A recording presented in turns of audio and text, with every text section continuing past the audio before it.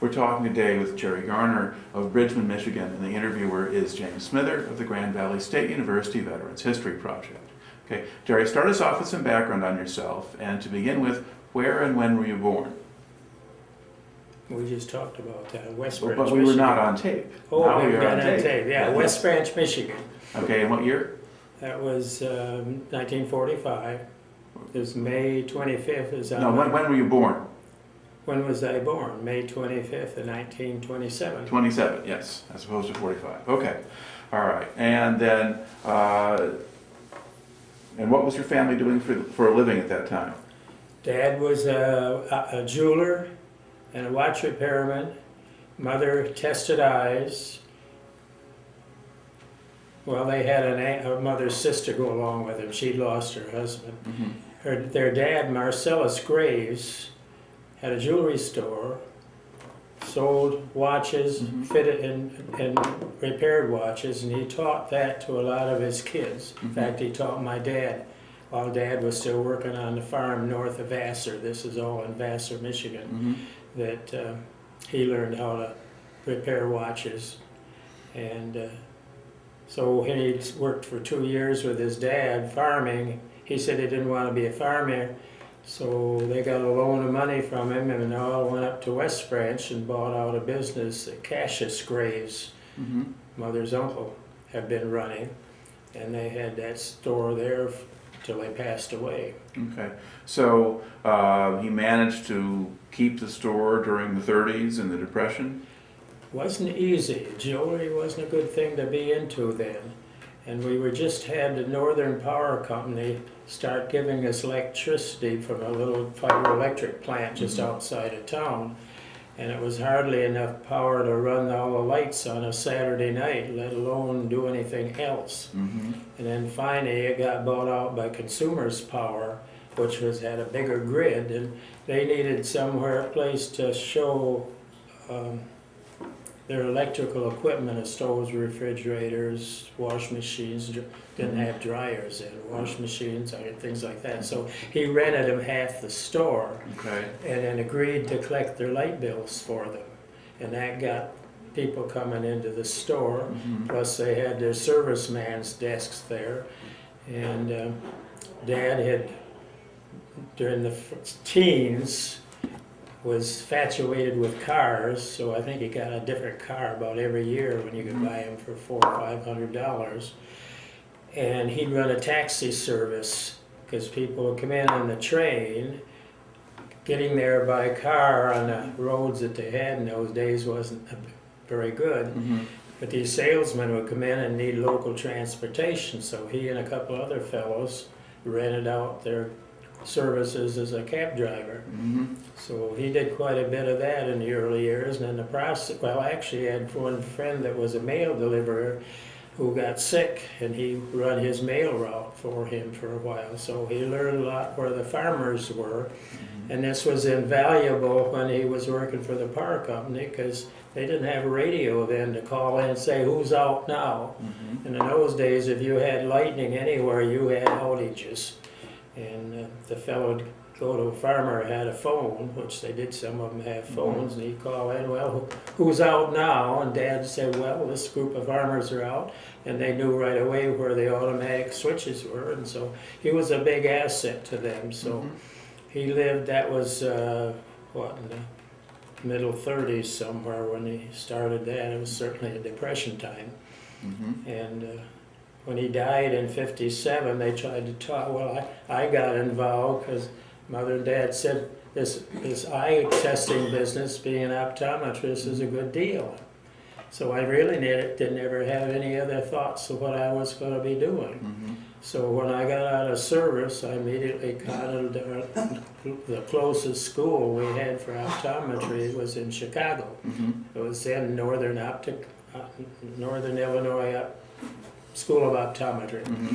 And they said, we can't take you. We usually handle 65 students a year coming in, and we got 400 and some coming in with the GI Bill behind them. He says, you can take this basic schooling in the freshman year is just science classes, so take that locally. So I went down to Bay City and went into the community college there, and that's where I got my first year's schooling with a lot of physics classes and a lot of labs in the afternoon, which interfered with my playing basketball. All right, that's getting fairly far ahead of the story. So let's kind of rotate back here. We've been talking about kind of how your family kind of got through the 30s, and basically your mother had a job, and your father took both of them to run the store. And then he ran the store, and did all these other things along the side to find ways to kind of get by. All right. Now, when Pearl Harbor happens, you're still pretty young, 14 or whatever. Yeah, I remember the first news coming in over the radio about that. And that was pretty awesome. In fact, we suspected FDR had been helping England right along with Lease stuff. And we were pretty much isolationists over here. We thought that was all somewhere else. And we often wondered if they actually had an inkling that this raid was going to happen and let it happen just to get us stirred up so we get into the fight. Yeah, well, that's an off-camera conversation. I researched that one, but anyway, yeah. So it happens, and of course, at this point, now, did you assume at the time that the war would be over before you were old enough to be in it, or did you not think about that? No, I didn't think that far ahead. Didn't know where this atomic experimenting was going on. I had a cousin that was 4 years older than I that had gone into the Army, and he'd spent a lot of time in the Philippines, and he got jungle rot on his feet and was in the hospital when his outfit moved and was ready to invade Okinawa. And so he kind of missed an event that took out about half the guys in his group. When he got there, they were already established. They were trying to get the Japs out of their holes in the ground up in the northern part of the island. All right. But again, to go back to you, so basically Pearl Harbor happens. I mean, it's something of a shock to the system at that point. And then, did life change in your community once the war started, or did things stay pretty much the same? I would say so. We had a local oil business. We had oil we found underneath our town and in the area, and we had our own refinery. My brother was working as a gauger for the Simrel Oil Company, so and that was a deferred kind of thing. And many people work in the oil business one way or the other. A lot of them drove clear to Flint, which was 100 miles every day with a carload to work in one of the plants down there. Of course, they'd stopped making cars for about 2 years, from what, 42 to 44, something like that. And Dad was on the Rationing Board, so he had to help decide who could have how many gallons of gas.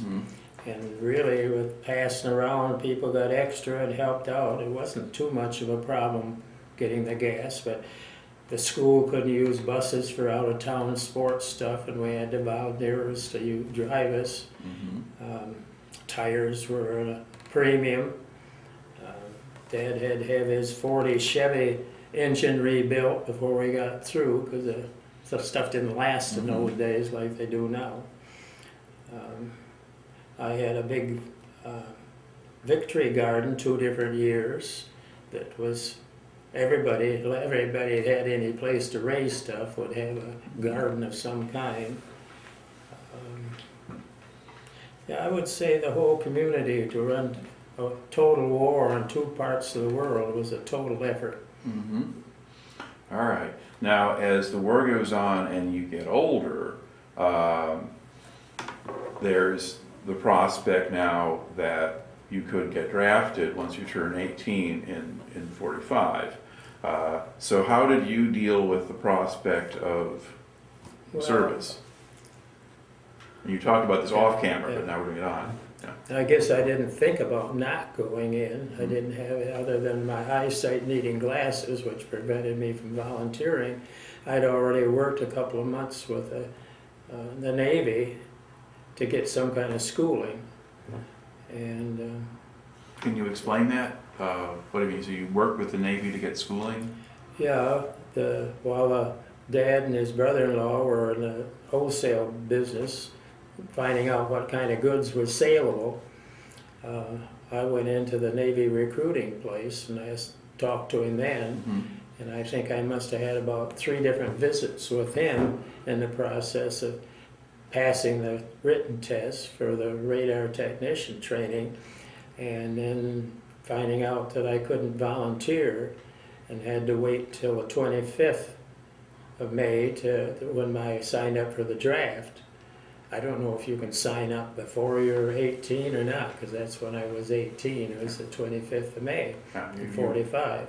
And the fighting in Europe, was done, Mm-hmm. and it wasn't a couple months later that we dropped the bombs on Japan, and that was done. Okay. Now, why did you pick the Navy? Well, living in trenches and stuff didn't appeal to me. At least you had good food and a place to eat, even if the ship now got knocked out underneath you, then that's where the bad part starts. All right. And then initially you were interested in radar and being a technician? Not particularly. It was just the only Radio. schooling. I was interested in some kind of schooling while I was in.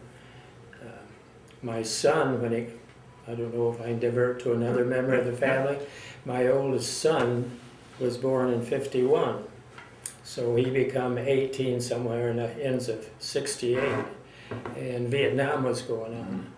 And Vietnam was not a popular subject. In fact, some of the young fellows were thinking about escaping to Canada to avoid it. And my brother and I had quite a conversation talking him out of that. And then I said, you go get some schooling in one of the services, and by the time you get the schooling done, Vietnam issue will be settled. And he wanted to be an optometrist and fill in for when I quit. Mm-hmm. And so he got to, if he'd up for 3 years, he could be an optician, who's one that runs a lab and fills the prescription from the optometrist or whoever tested the eyes. So he went out to Aurora. He, first of all, sneaked out and got married to his girlfriend and then took her with him to Aurora, Colorado, where he spent 2 or 3 months learning the business. Then he spent the rest of his 3 years in Fort Benning, fitting glasses. Okay. All right. So we're going to go back up to you. So you've sort of decided, okay, you're interested in the Navy, and essentially what's happening here is you tried to enlist when you were 17, but they didn't let you because of your eyesight? No, I didn't plan on doing anything till after I was 18. Okay. I wasn't going to go ahead of time. All right. But you were talking to them before you But turned. it would the way it worked out, by the time I was ready, I was up to 18 on 25th.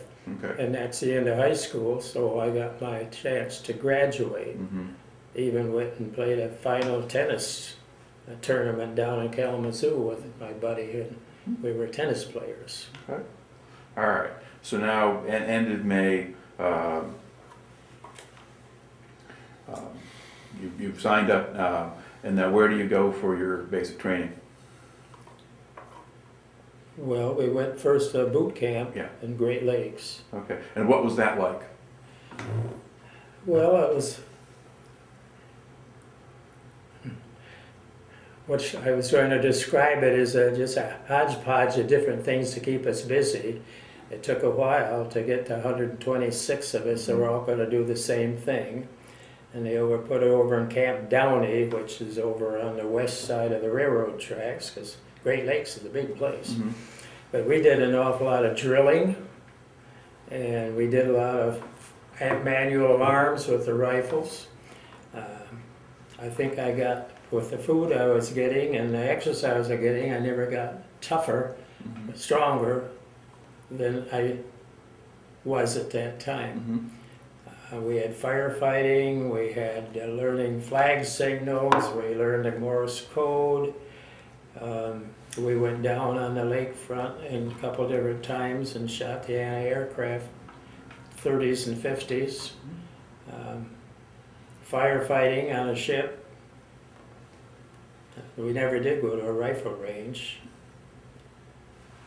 So I guess that's what we were filled. It was abbreviated from a normal boot camp because we were going on to a schooling then. Okay. Now, did you already have your schooling picked out? Where I was going to go? What your schooling was going to be? Yeah. The schooling was just a radar technician training. All right. Okay. Now, how easy or hard was it for you to adjust to life in the military, going off being in boot I didn't have camp? any trouble with that. Okay. All right. And about how long did the boot camp last?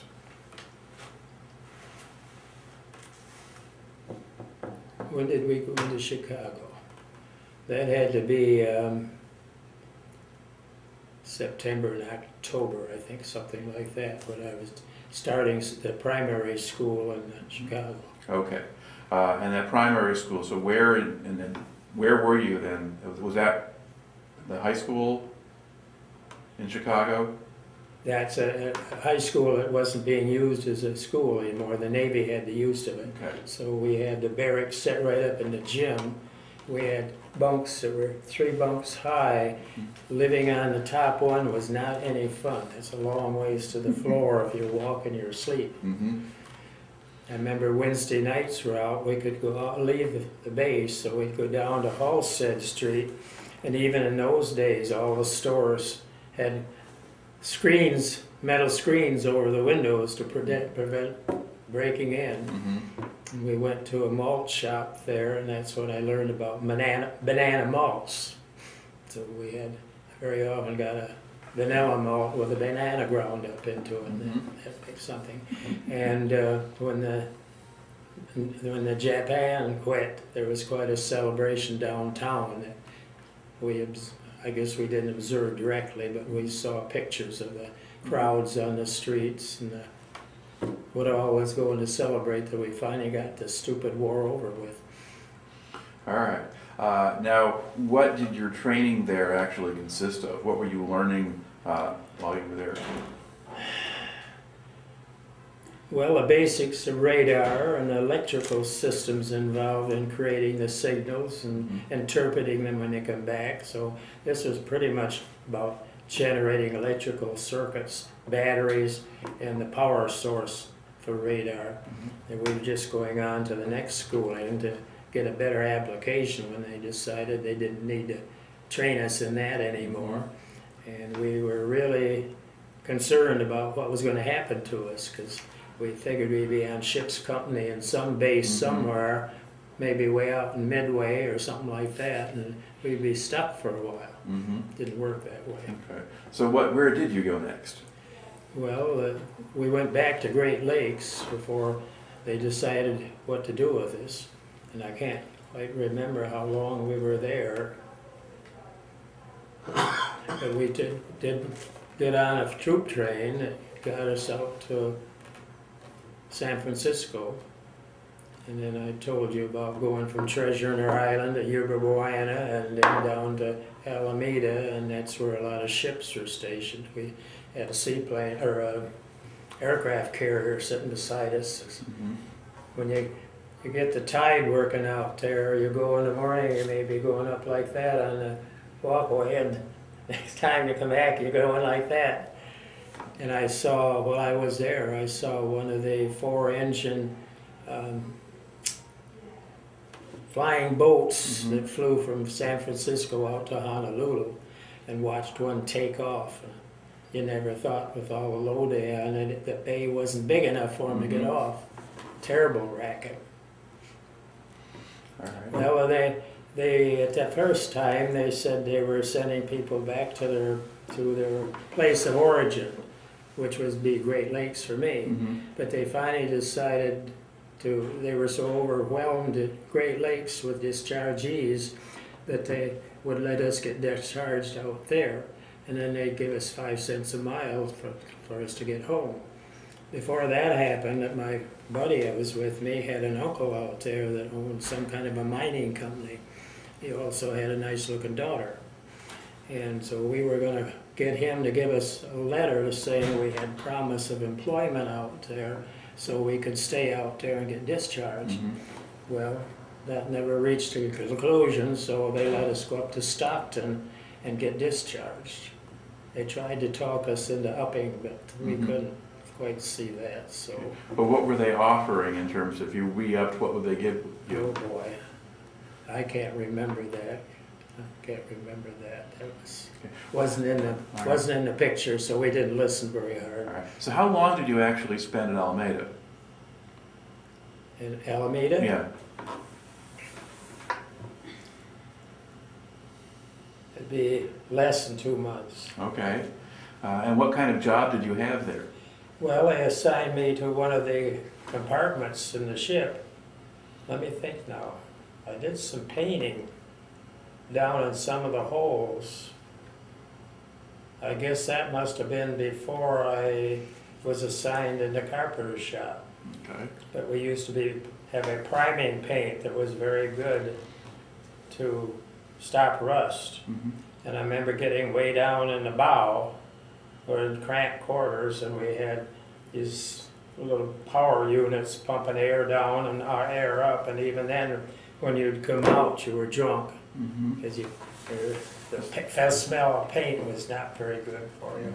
So I guess I did some of that at first, till I got assigned to this carpenter shop, and I was just inventorying the tools I had, and I had some stuff to smear on them that made a coating to keep them from rusting. Okay. Okay. So you're on a Seaplane Tender, and that was the type of ship you were on. That's what they call it. I never Yeah. knew much more about what it did. Okay. And can you describe the ship physically? Yeah, it's not like a destroyer, but quite a bit smaller. Okay. I don't even remember what armament it had on it, because I wasn't involved in that. So it'd be like We had heard from fellows coming back from the Pacific, which maybe shouldn't be talked about, but they said they realized how much delay they would have of getting out because of what they had to do with the ship to decommission it or preserve it, and they were started throwing things, disappeared overboard, so they didn't have to do a lot of what we were doing. So out there somewhere on the bottom of the Pacific, before you get into the bay at San Francisco, there's a lot of war materials setting. something that someone did not want to inventory. Didn't want to spend the time it was going to take to do it. They Right. wanted to go home. Okay. Now, were they decommissioning the ship you were on, or was this just regular maintenance that you were doing?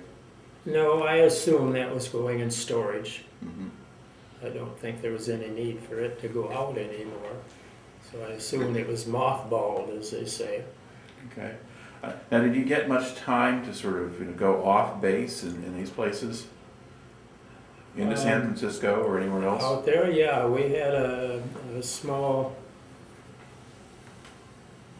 boat that we could take as a taxi and could run across to downtown San Francisco. Mm-hmm. So I remember going over there quite a few times.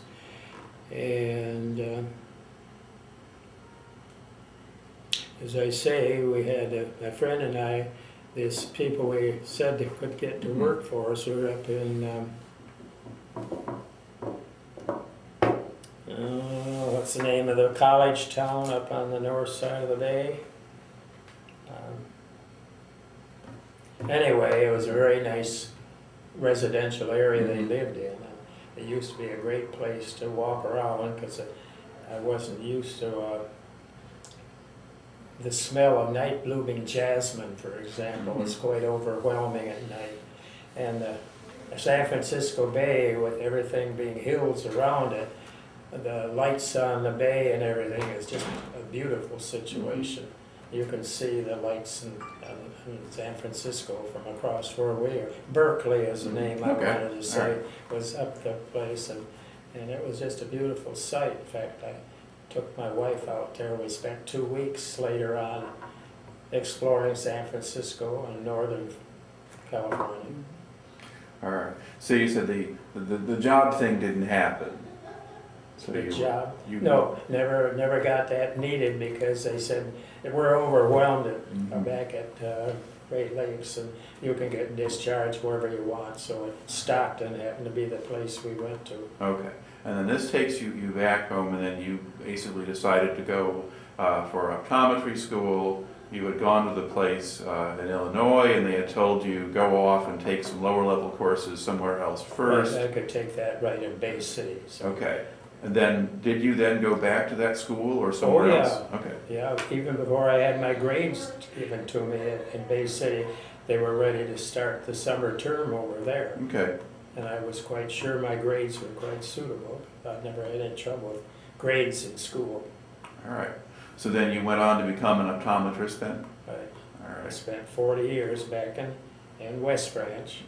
I met after John and I both went and took the state board when we got back in in 49 and passed the board. So he was going to be with his dad in Standish, and I was going to take over my mother's part of the business.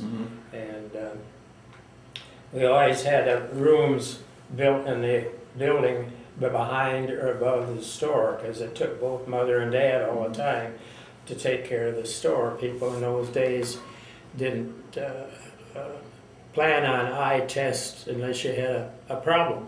So invariably, if they come in and said they need their eyes checked, that there was something wrong. And most of them because they just needed some kind of glasses. And people, when they got glasses, didn't get them from mother. That wasn't something women did. They got them from the dad. Mother worked for the dad. So she had that against her. Now, they had two sons, and they went there in 1910. They had their first son in 1912 and another in 1915.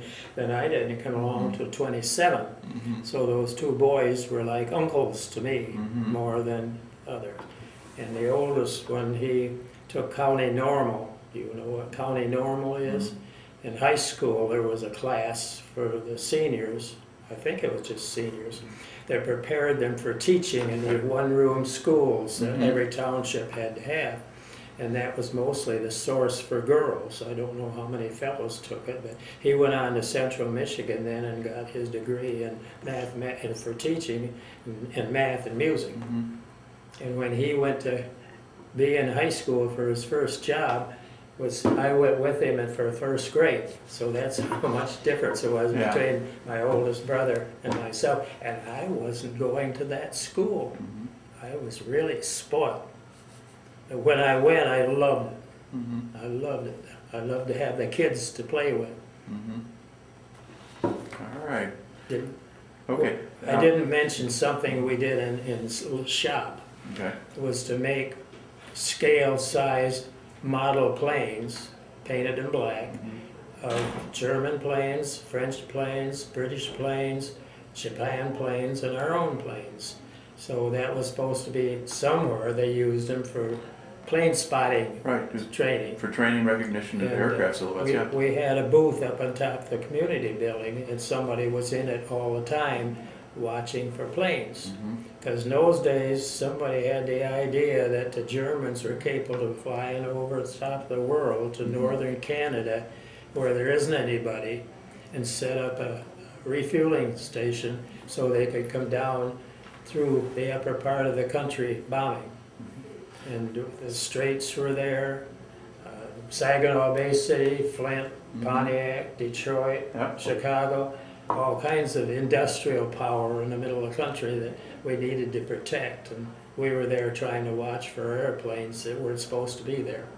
Did you have air raid wardens or blackouts or things like that, or did you not do that in a place like West Branch? No, I don't remember having that type of thing. Okay. Now, you had kind of almost a snafu kind of experience in the service, in the sense that you went around all of these places and didn't spend too much time doing too much. But what do you think you took out of that, or did you learn anything from the process of being in the military? Oh, got me out of a small town, fed me, housed me, gave me a chance to go in and explore Chicago quite a bit, went to the USO, and generally learned that Chicago is a tough place to live in. Of course, I spent years in optometry school there, met a few girls, learned to dance at the Aragon and Trianon, and went, and first time I saw professional basketball players was there. And the fellow from Minnesota that was one of the bigger guys in, Mike, I thought I could get his name for you. I was overwhelmed with the size of those guys. But I did see some of the world in that respect that I don't see in my little town of West Branch. All right. Well, thanks for an interesting story. So thanks very much for coming in and Okay. sharing it today. Okay. All right. That was Mike and